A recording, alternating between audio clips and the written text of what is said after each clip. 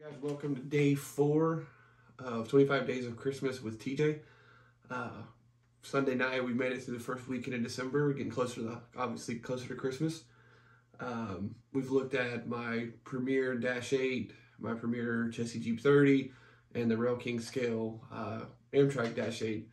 So decided to change it up again a little bit. Still with MTH diesels, but something that I picked up through Trainz.com.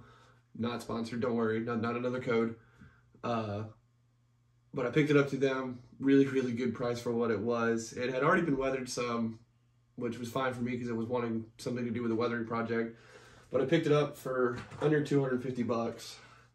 And here it is. It's a MTH Premier. Obviously it was a UP GP38-2. Had some really weird weathering practices on it, very heavy and thick. Tried to get off as most of it as I could. That's why I did the big patch over where UP was. Tried to cover up what was their patch that they did with a really weird, like almost oil-based yellow. Got it off the best I could, but if I went anymore, it was just going to get into the original paint. So what I did is it's for TJTX, TJ's Trainz leasing company. So I thought it was just, something to be a little bit different, practice on weathering. Not going to weather one of the $500-600 engines.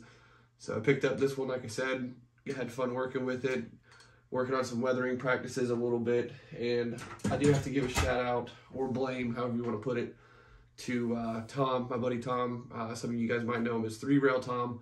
He kind of pushed me over the edge towards the being super realistic and weathering. I was always already really into Atlas. I loved Atlas cars. And then he pushed me over to getting more Atlas, and then started doing FRA stripes on my stuff. And then now weathering and dabbling in graffiti, which you will see one of the graffiti cars in the train. So, well, without further ado, let's go ahead and run this engine and I'll stop talking to you.